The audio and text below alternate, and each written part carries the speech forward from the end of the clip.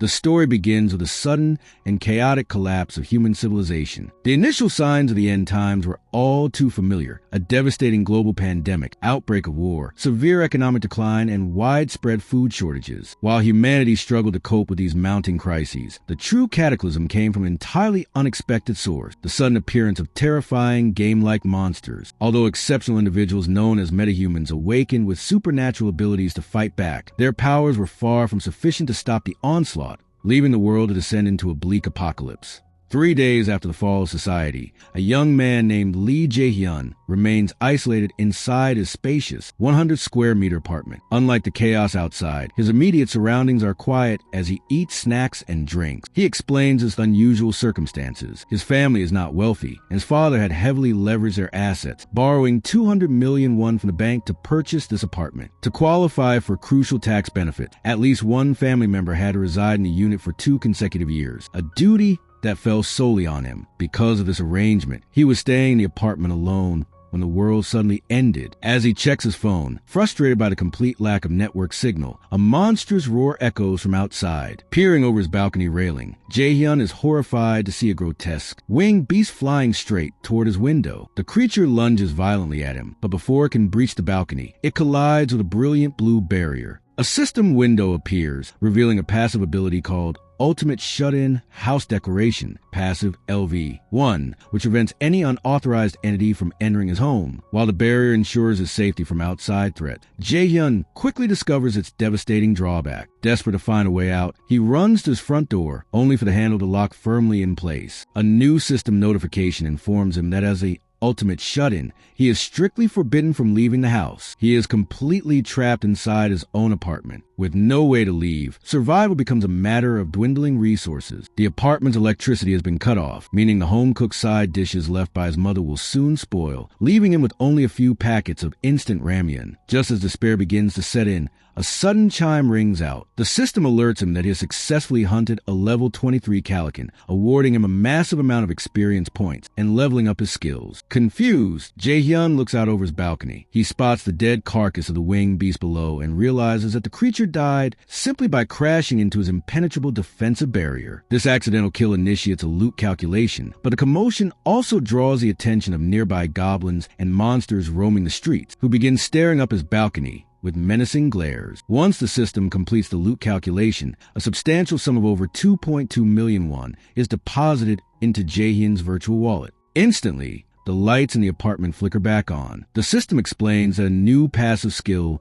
Dignity Preservation Level 1, has activated, restoring his home's utilities to maintain his standard of living. He tests the faucet and kitchen appliances, crying tears of joy as clean running water and electricity are fully restored to his isolated sanctuary. Despite having functional utilities, Jae-hyun's phone still lacks a network connection, leaving him cut off from his loved ones. Walking over to his computer desk, he looks at old photos of his family, from his childhood to family outings, and hardens his resolve. He vows that no matter what it takes, he will find a way to rescue his family and bring them to safety. At that moment, a new system notification appears, unlocking the Ultimate Shut-In Store LV1, which allows him to list items and purchase goods at their original retail prices. Jae-hyun stands by his balcony, carefully studying the newly manifested Store Level 1 screen. Hoping his recent level up might have weakened the system's restrictions, he slides a glass balcony door open and attempts to step out. Immediately, the cold blue barrier flares to life, flashing a familiar warning: the ultimate shut-in cannot leave the house. Sighing in defeat, he realizes his imprisonment remains absolute. However, his previous victory has taught him one vital lesson. The only way to gain more skills and potentially find a way out of this confinement is to keep hunting the monsters roaming outside. Looking down from his high-rise apartment, Jae-hyun spots packs of screeching green goblins wandering the ruined streets below. He realizes that while he cannot leave, he might still be able to fight them from the safety of his home. To test if his impenetrable barrier blocks outbound objects, he winds up and throws a plastic water bottle over the railing. To his delight, the bottle slips effortlessly through the shield and plummets to the ground. Knowing he can launch projectiles, he grabs a solid black 3 kilograms dumbbell from his room, determined to use it as a weapon. Taking careful aim, Jae-hyun drops the heavy dumbbell directly over the railing. It falls with satisfying speed, slamming squarely into the head of an unsuspecting level 6 goblin with a heavy impact. The system instantly chimes to life, confirming the kill and awarding him 2,512 alongside a level up. More importantly, he unlocks a brand new skill, Ultimate Shun Storage LV1, which grants him access to a personal pocket dimension. Testing the skill, he deposits a dumbbell into the blue portal and summons it back to his hand, realizing with a grin that he can summon stored items to any location he desires. Emboldened by his success, Jae-hyun drops the dumbbell again, crushing a level 7 goblin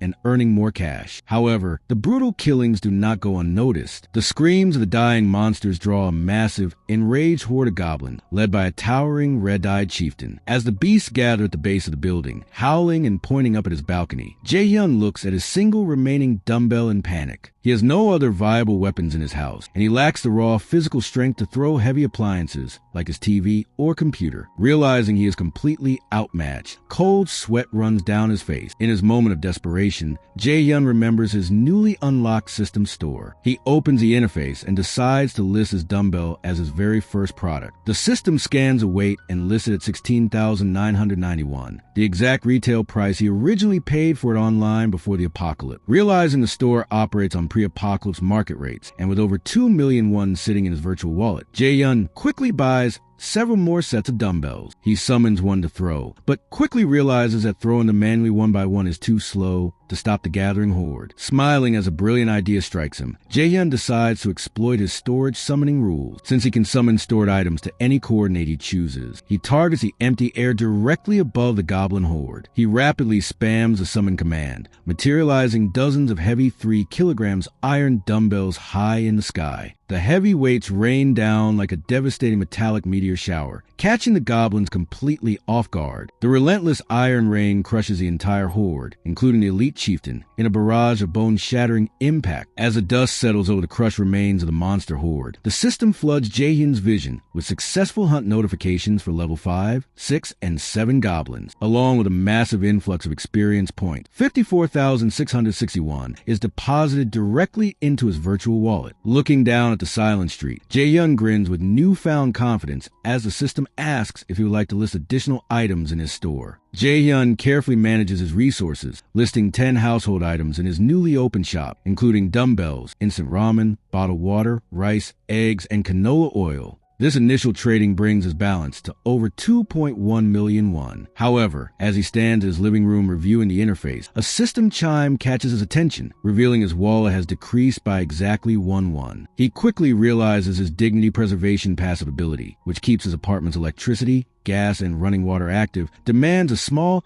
continuous monetary cost to maintain. Pinpointing his running refrigerator as the primary culprit, he recognizes that he will need a steady, reliable source of income to survive comfortably in the long run. To secure more funds, Jae-hyun needs monsters to hunt, but his previous success has created a new problem. The surviving goblins, traumatized by the heavy rain of iron dumbbells, had completely abandoned their old territory below his building. Since that initial victory, he has only managed to lure and kill 2 stray goblins. Looking over his balcony, the streets below are completely empty, devoid of even the skeletal remains of the Calicans. He realizes that if he wants to continue leveling up and earning money, he must find a new method to draw targets to his fortress. Right as he begins to wish for another flying monster to cross his path, his eyes catch a shadow moving through the clouds. To his immense excitement, a monstrous, tentacled Calican is flying directly toward his apartment complex. Rejoicing that fortune has not abandoned him, Jae-hyun runs back inside his living room. He grabs a heavy metal clothing drying rack to use as a makeshift defensive barrier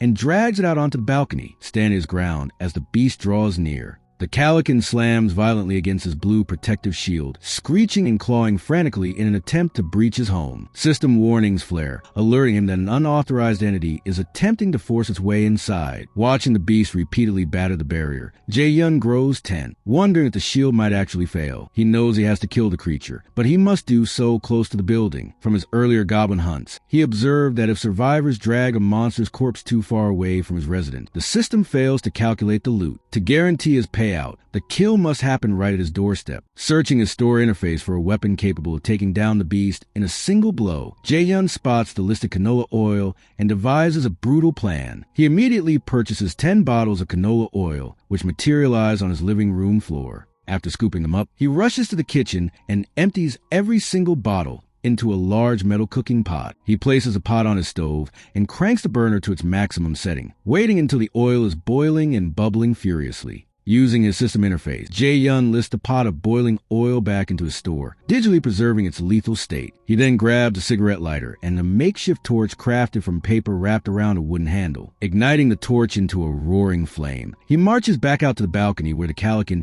is still relentlessly gnawing at his protective shield. Stepping right up to the edge of the barrier, Jae-yun accesses his storage and summons the boiling canola oil directly above the Calican. The scalding liquid pours over the monster's flesh, causing it to screech in excruciating pain. Before the beast can attempt to fly away, Jae-yun thrusts his burning torch through a protective barrier, screaming "Die!" as he sets the oil-soaked creature ablaze. The Calican instantly ignites into a roaring fireball. Screeching in agony, the flaming beast plummets from the sky, crashing heavily onto the street below where it thrashes briefly before going entirely still. The system chimes with a string of triumphant notifications. He has successfully defeated a level 27 Calican, earning a massive amount of experience points, multiple level ups, and a brand new skill. Best of all, because the corpse lies close enough to his home, the loot requirements are met and a staggering 9,347,487 won is deposited directly into his wallet. Jae-yun is left utterly speechless by the near 10 million won jackpot.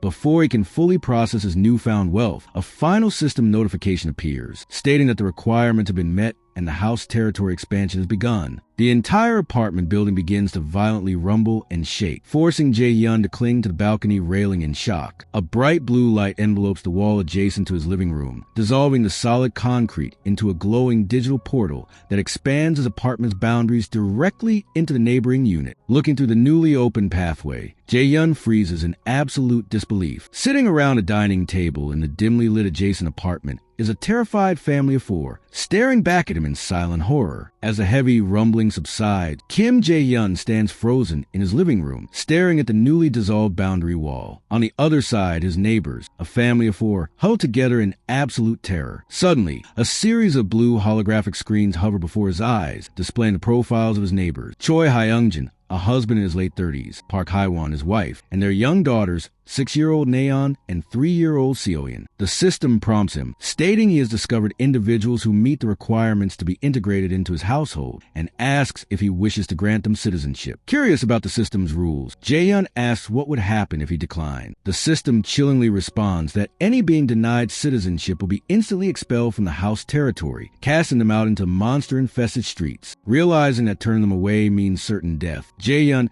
immediately grants citizenship to all four of them. This decision triggers a reward notification, unlocking a new passive skill called Ultimate Eyes OV-1, which ensures that nothing inside his territory can escape his vision. Eager to understand his new administrative powers, Jae-yun opens his skill window and accesses the newly unlocked Citizenship Management interface under Ruler's Declaration, passive, level 6. He is shocked to see that his territory has a massive maximum population capacity of 600 people. As he selects Choi Hyungjin's profile, he notices stats tracking his level, trust rating, and options to either expel him or assign him quests. He also notices empty fields for experience and money distribution rates, realizing he can eventually claim a percentage of the resources his citizens earn to make himself stronger. Jae-hyun decides to experiment with the quest system. He opens a blank template and drafts a simple task: hunt one goblin within 168 hours for a small experience reward. When adjusting the settings, he tests the system's limits by setting the penalty for failure to death. Seeing the prompt ask for final confirmation, a cold sweat breaks out over him. Horrified by the realization that his class grants him absolute power of life and death over these innocent people, he quickly cancels the request. Slumping to the floor, he silently processes a heavy, terrifying responsibility of his new role. To assess the neighbor's immediate situation, Jae-yun activates Ultimate Eyes. His vision pierces through the walls, revealing the family's desperate plight. Hyungjin, the father, is trying to comfort his weeping wife, insisting he must venture outside to find water for their dehydrated 3-year-old daughter, Seoyeon. Although Hye-won begs him not to go because of the extreme danger, Hyungjin clenches his fists, determined to risk his life at a nearby convenience store to save his family. Deeply moved by the father's selflessness, Jae-yun dispels his skill, realizing he must intervene immediately. Before heading next door,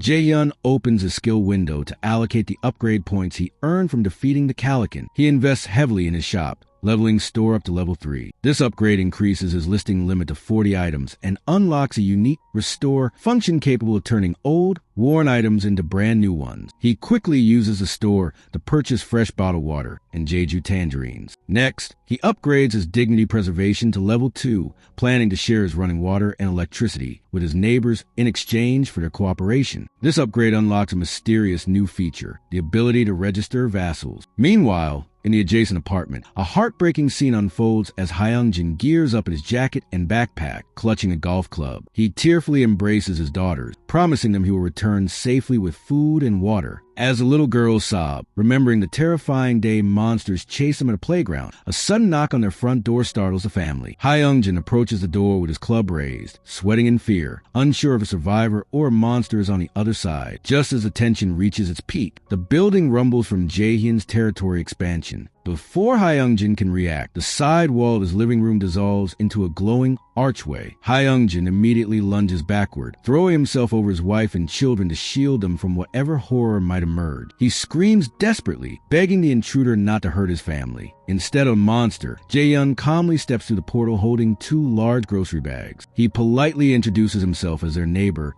Kim Jaehyun, and presents the water and tangerines, gently suggesting they sit down to talk after the family has had a chance to eat and drink. Staring at the life-saving food and water, Hyungjin realizes this mysterious neighbor is their only hope. Swallowing his fear and pride, the father bows respectfully and invites Jaehyun into their home. Jaehyun sits quietly at the neighbor's dining table, noting that the young girls are staring at him with wide, shell-shocked eyes. Realizing his dramatic entrance might have overwhelmed them, he looks around the pitch-black room. He notes that their use of blackout curtains was a wise survival choice, as keeping the apartment completely dark significantly reduced their chances of drawing the attention of wandering monsters. Wishing to ease the family's tension, Jaehyun activates his class ability and commands, "Light up." To the family's utter amazement, the apartment's electricity surges back on, bathing the dark room in warm light. Jaehyun then reaches into his grocery bags and hands bottled water to Hyungjin, urging him to prioritize his children. The thirsty girls eagerly grab the bottles and gulp down the water, though little Seoyeon drinks so quickly she begins to choke, prompting her mother to gently pat her back. To further soothe the children, Jaehyun pulls fresh, bright orange tangerines from his bag and offers them to the girls. Seoyeon shyly accepts the fruit with a quiet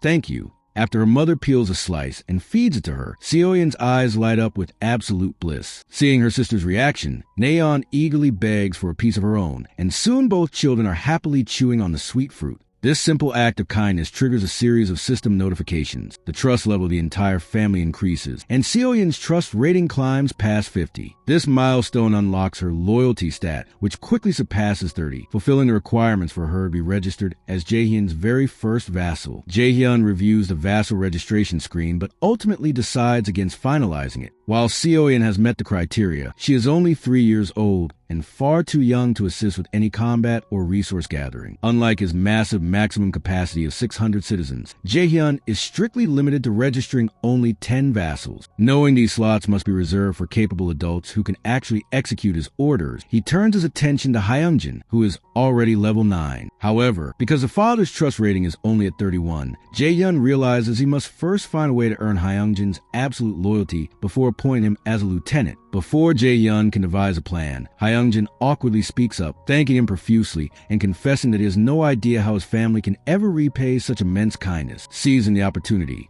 Jaehyun suggests they step out into the corridor to speak in private. Standing in the quiet hallway, Jaehyun asks if he received the citizenship notification. Hyungjin confirms he did, adding that his entire family received the prompt roughly 30 minutes prior. When Jaehyun asks if anything unusual occurred during the process, Hyungjin mentions that they were temporarily frozen and unable to move their bodies, a crucial detail Jaehyun notes for future recruitment. Turning to face his neighbor with a serious expression, Jaehyun makes a life-changing proposal. He promises to help Hyungjin reclaim the peaceful life his family had before the apocalypse by guaranteeing that monsters will never be able to invade their home again. Stunned, Hyungjin asks if such a feat is truly possible. Jaehyun reassures him that it is, but warns him that this protection is not free and will require him to risk his life. After a brief, heavy silence, Hyungjin clenches his fist in absolute determination. He states that he is prepared to do whatever it takes, reasoning that he was already resolved to put his life on the line just to search for basic food and water. Pleased by the father's resolve, Jaehyun nods in approval. He casually asks about the golf club Hyungjin was carrying earlier, curious about its original price. When a bewildered Hyungjin replies that it costs around 400,000 to 500,000 won, Jae-hyun internally winces, realizing it is far too expensive to purchase and duplicate through his system store at this stage. Dismissing the topic to his neighbor's confusion, Jae-hyun asks if he remembers the weekend the monsters first appeared. Hyungjin grimly recalls a horrifying day, and Jae-hyun muses that while individual goblins are relatively weak and easily overpowered by an adult male, their strength lies entirely in their numbers. Jae-hyun concludes that humanity's greatest weapon against the apocalypse is the same as the monsters: cooperation. To survive and secure his own future, he must rapidly build and expand his own army. Placing a firm, steady hand on the father's shoulder, Jae-hyun looks him dead in the eye and delivers his first true request. From now on, he wants Hyungjin to venture out and search for other survivors alongside him, beginning their journey to reclaim their world. As night falls over a quiet apartment complex, Kim Jae-hyun lies awake in his bed, watching his system screens. A notification chimes, informing him that Choi Hyungjin's trust has increased once again. Opening his citizen management panel, he is pleased to see his neighbor's trust has risen to 40. His wife Haiwan is at 32, Nayeon is at 51, and little Seoyeon has reached 63. Seeing these numbers steadily rise, Jae-hyun feels a spark of hope. He tells himself that if he continues to slowly and carefully bring people into his fold, he will eventually gather enough strength to find and rescue his own family. His quiet contemplation is abruptly shattered by a chorus of blood-curdling screeches echoing from the street. Jae-hyun bolts upright in bed and rushes to his balcony, peering over the edge. In the dim glow of the evening, his eyes widen in shock as he spots a group of human survivors engaged in a brutal,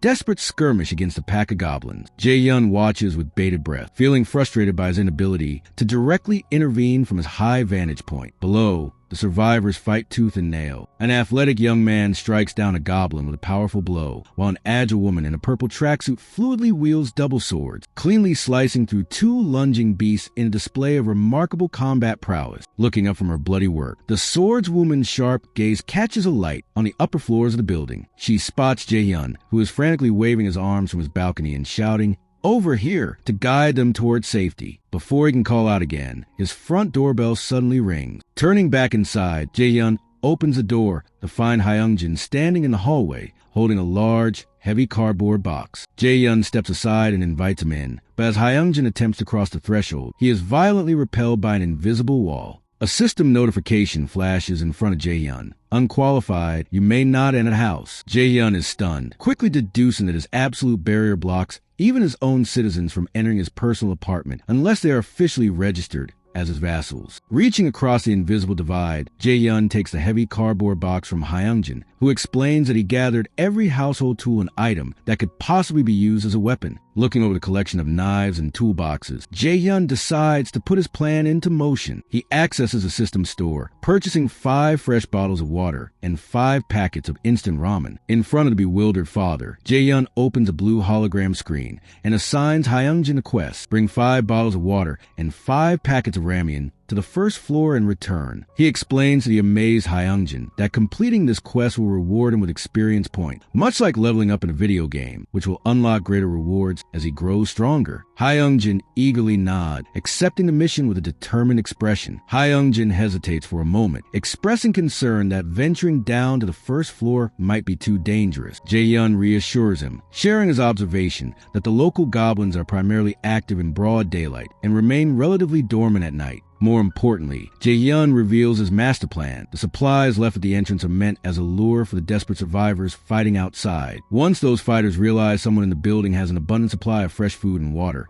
they will have no choice but to seek him out, allowing him to recruit them to his side and steadily build his army. Trusting Jae-hyun's strategy, Hyungjin bows politely, bids him goodbye, and heads toward the stairwell. Jae-hyun watches him go, silently hoping that this simple act of generosity will solidify the father's absolute loyalty. Clutching his golf club in one hand and the box of supplies in the other, Hyungjin carefully makes his way down the darkened emergency staircase. He quietly descends 20 flights of stairs, his heart pounding as he finally reaches the ground floor. Stepping out of the main lobby of Building 107 into the dim evening light, he lets out a quiet sigh of relief, believing he just needs to drop the box and run back up. Suddenly, A low, guttural growl echoes behind him. Hyungjin turns in horror to find a vicious, purple-skinned goblin lunging directly at his face, its jaws wide. Terrified, Hyungjin scrambles to escape, but his foot slips on the pavement. He falls backward with a loud crash, spilling the precious bottles of water and ramen across the ground. Sprawled on his back and paralyzed with fear, Hyungjin watches a monster's shadow stretch over him. He desperately tries to force his trembling legs to move, bracing himself for a fatal attack. Just as the shadows close in, a hand suddenly reaches down from above, firmly grabbing his arm to pull him up. A calm, reassuring female voice asks, "Are you all right?" Looking up in absolute shock, Hyungjin realizes he has been saved. Standing protectively over him is a group of battle-hardened survivors, led by the fierce woman in the purple tracksuit and the athletic baseball bat-wielding fighter, their weapons drawn and ready to face the encroaching horde. Jae-hyun is suddenly startled by a system alert. A subject who hasn't been permitted entry is trying to enter, activating his ultimate eyes. He peers through the walls of his apartment and is surprised to find the battle-worn survivors from the street standing directly outside his door. The system immediately displays a notification identifying the newcomers as eligible candidates and asking if he wishes to propose citizenship to them. Jae-hyun hesitates, realizing that unlike his neighbors who were automatically absorbed during his territory expansion, these outsiders have a choice and could easily reject his offer if they feel threatened or suspicious. Before Jae-hyun can decide on his next move, his wall intercom buzzes. He answers to find Hyungjin on the screen. The system indicates that Hyungjin is currently in the middle of the quest and asks if Jae-hyun wishes to edit it. Seizing the opportunity, Jae-hyun agrees. He quickly optimizes the quest, instructing Hyungjin to use the promise of a warm meal to ease the newcomer's suspicion and lure them inside. Hyungjin agrees to the plan, and Jae-hyun officially extends the citizenship proposal to all 5 of the survivors outside. They readily accept, instantly raising his household's total population to 9 and earning Jae-hyun bonus experience and currency. Hyungjin leads the weary group through the barrier. Once inside, Hyungjin asks his wife to quickly prepare some of the food Jae-hyun provided for their guest. Though momentarily flustered by the sudden request to cook from scratch, Haiwan smiles and agrees, trusting Jae-hyun's plan. Meanwhile, the newcomers sit in the living room, marveling at the fully functional electricity and clean running water, feeling as though they have stepped into a luxurious sanctuary. Among the survivors, the young baseball player, Ha Dongin, silently observes Jae-hyun, clutching a baseball in his hand. Dongin tries to puzzle out their mysterious benefactor. He asks Hyungjin what kind of person Jae-hyun is, but Hyungjin admits he only met him today, though he credits Jae-hyun entirely for his family's survival. Dongin deduces that Jae-hyun must be a powerful metahuman whose awakened abilities control electricity and water. He speculates that if Jae-hyun's power can also amplify the destructive force of simple physical objects, he would be an incredibly lethal ally against the monsters. Intrigued, Dongin decides to cooperate and slowly build trust with him. Watching his new citizen settle in, Jae-hyun stands aside with a satisfied smile, realizing his strategic layout is complete. By assigning these strong survivors quests to hunt monsters, he can sit back in absolute safety while passively farming massive amounts of experience and money, effectively put his progression on autopilot. To his delight, the passive system is already at work. Several notifications suddenly chime, announcing that the trust levels of his new citizens, Ha Dongin, Kim Gaeong, and Yu Hyren, have already begun to rise. The mood in the room turns solemn as the survivors speak a companion they had to leave behind in a nearby building, clinging to the hope that she is still alive. They discuss the desperate plan to rescue her, agreeing that with their combined strength, they might still make it back in time. Hearing their plight, Jae-hyun steps forward, holding additional bags of food and clean water. With a calm, unwavering gaze, he promises the group, "I'll help all of you." Looking at Jae-hyun, Dongin, and the other survivors are overcome with awe, realizing that this unassuming young man might truly be the savior who can rescue them from the depths of despair. The scene begins around a dimly lit dining table, where an awkward silence initially hangs over the group. Park Haiwan, wearing a simple apron, apologetically breaks the ice, expressing her concern that the meal she prepared might be too simple. The survivors quickly reassure her, insisting that they're the ones who should apologize for barging in so suddenly. Hyungjin soon arrives carrying plates of warm food. Haiwan presents a beautiful spread of freshly cooked white rice,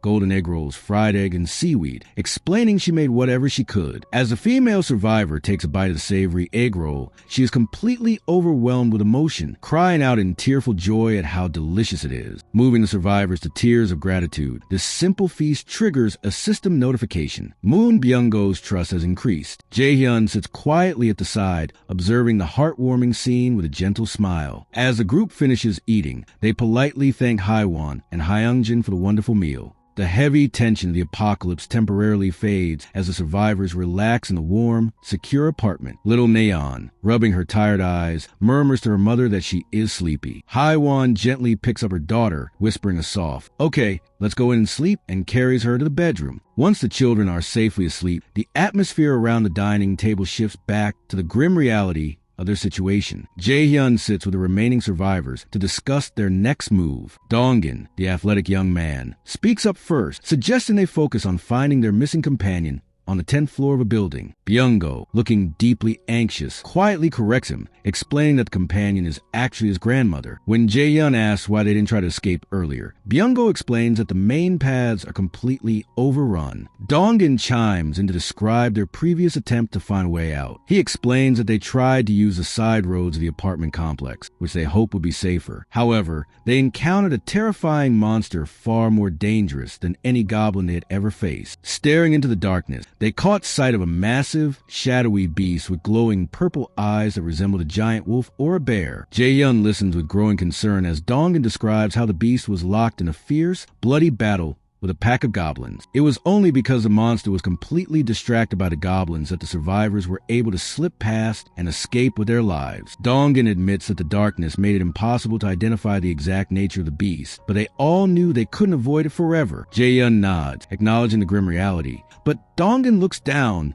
deeply discouraged. He explains that even with their combat skills, they have hit their absolute physical limits. They rely heavily on throwing baseballs and shooting crossbow bows, and they are rapidly running out of ammunition. Once their arrows are spent and their baseballs are gone, they will have no way to defend themselves. Hearing their plight, Jae-hyun raises his hand to interrupt, confidently offering to resolve their resource crisis. He asks if he can take a look at one of their arrows and a baseball. Intrigued, Byung-go reaches into his gear and hands Jae-hyun a single crossbow bolt and a leather baseball. Jae-hyun opens his digital system screen, displaying the prompt. Will you list this item? He selects yes, scanning the weapons into his virtual store interface. By listing their ammunition, Jae-hyun prepares to use his unique shop duplication abilities to completely solve their supply shortage and equip them for the grueling battle ahead. Jae-hyun turns to the group and asks if they can all use bows. Before they can answer, he accesses his interface and purchases 5 sets of bows, arrows, and baseballs. With a bright flash of blue light, multiple pristine copies of their weapons materialize directly onto the dining table. The survivors stare in absolute disbelief at the pile of duplicated gear, realizing they no longer have to risk their lives retrieving spent arrows from the battlefield. The system chimes furiously as Moon Byung-go's trust increases greatly. He stares at Jae-hyun with newfound reverence, convinced that working with this powerful metahuman is their only hope of rescuing his grandmother in time. Jae-hyun raises his hand to quiet the excited chatter. "One moment before we carry on, we need to greatly reduce the number of goblins," he states. Dongin, the baseball player, agrees and eagerly asks when they will begin the hunt. Jae-hyun crosses his arms, looking resolved as he answers, "The hunt will be tomorrow. The faster, the better." While the survivors are slightly surprised by the sudden timeline, they agree that saving Byung-go's grandmother cannot wait. Byung-go, still anxious but hopeful, asks,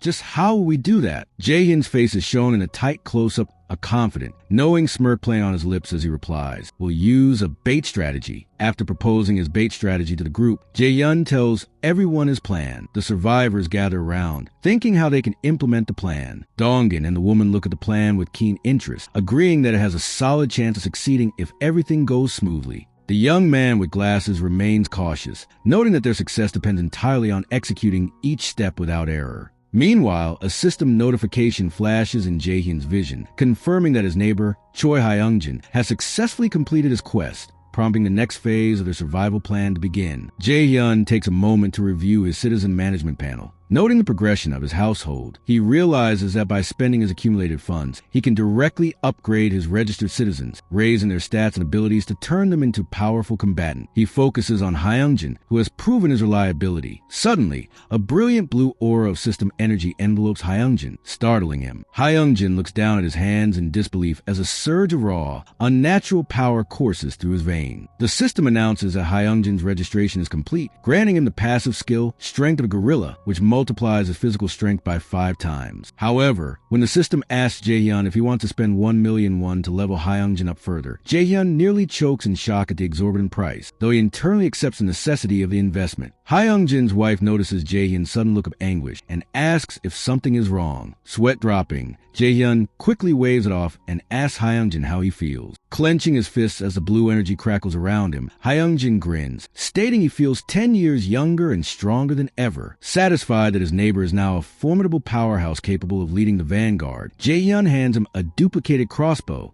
instructing him to hunt down as many monsters as possible. He explains that his citizens will receive a 10% experience bonus, and because they fight under his domain, a portion of their gains will be shared directly with him. With their weapons distributed and their spirits high, the newly formed rescue team prepares to venture into the dark corridors. Led by Dongan, the team quietly descends to the lower levels of the building. One of the survivors questions if it is truly necessary to check the first floor, pointing out that the shattered windows and ruined hallways suggest little hope of finding anyone alive. Dongan firmly replies that they must check regardless, reminding them that Jaehyun appointed them as a rescue team. Their first official mission is clear: rescue any survivors remaining in the building, transport them safely to the sanctuary on the 30th floor, and lure large numbers of goblins into the corridors to be slaughtered. The team stand before the dark, blood-stained doors of apartments 101 and 102. Stepping quietly through the shattered doorways, they hope to find signs of life, but are instead met with a horrific sight. Pools of blood coat the floor, and the lifeless bodies of former residents lie scattered beneath broken windows. The female survivor gasps in grief, covering her mouth to stifle her tears, while Dongan tightly grips his baseball bat in silent rage. Stealing his resolve, he quietly commands a group to move on, realizing there is nothing they can do for the fallen. Frustrated by the lack of survivors, they quickly move up to the 2nd floor, only to find the hallway littered with more bodies. Gritting his teeth against the mounting despair, Dongan leads them toward the 3rd floor,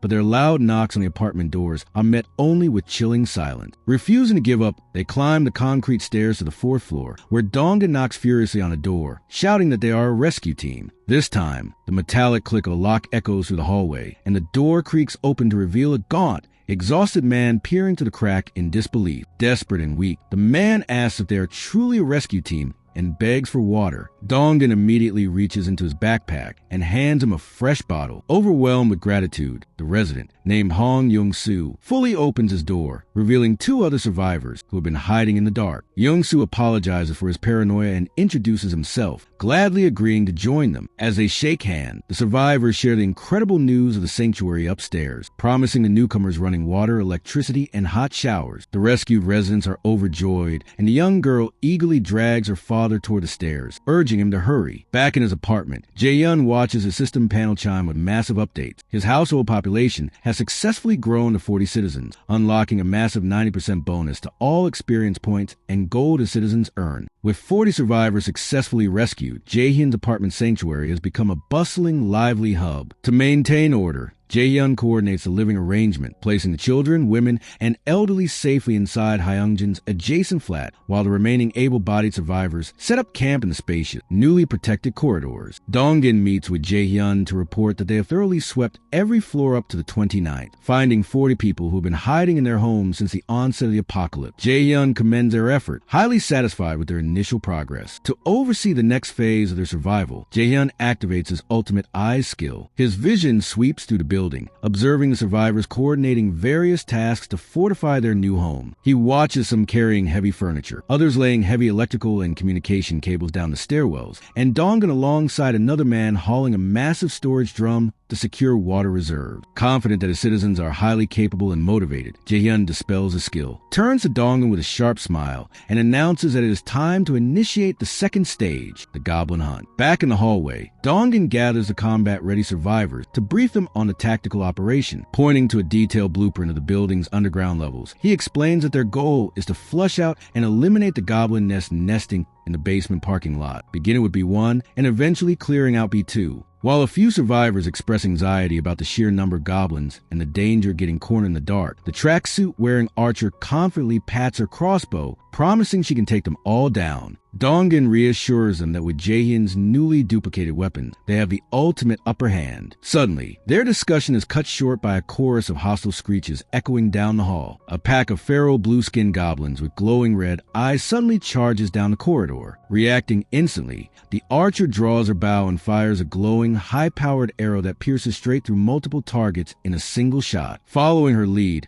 another one leaps forward, swinging his baseball bat with devastating, bone-shattering force, instantly crushing the skulls of the remaining attackers. As the dust settles, the survivors are astonished to see the goblin carcasses dissolve into glowing blue particles, completely fading away into the air. Watching this phenomenon, they silently wonder if this cleanup and loot collection is also a manifestation of Jaehyun's mysterious power. Back in the safety of his apartment, Jaehyun relaxes, uncapping a water bottle and opening his system screens. As he drinks, notifications pop up informing him that the trust ratings of Dongan, Gaeong, and Hyren have significantly increased. He smiles, realizing that his system link allows him to monitor and benefit from their hunting progress in real time, resembling an auto-hunting mechanic in a game. Suddenly, a bright system window flares to life, informing him that Moon Byung-go's trust has reached 50, unlocking his loyalty, which has already skyrocketed to an impressive 88. Astonished by how quickly Byung-go has accepted his leadership, Jaehyun gladly confirms his registration, officially welcoming Byung-go as his next powerful vassal. Meanwhile, the rescue team descends into the dark, oppressive depths of the basement parking lot. Their arrival immediately triggers a massive ambush as dozens of feral goblins screech and flood out of the shadows. A chaotic battle erupts. Hyungjin utilizes his newly unlocked physical strength to fend off multiple beasts, while the rest of the team fights desperately in the dim light. However, the horde is far larger than anticipated. When a survivor named Deoksu is nearly overrun, Byung-go shoots a goblin to cover him, and Dongan screams for Deoksu to retreat. Panic sets in as the team is forced to make a tactical retreat up the dark stairs, with a massive, snarling goblin horde pursuing them closely.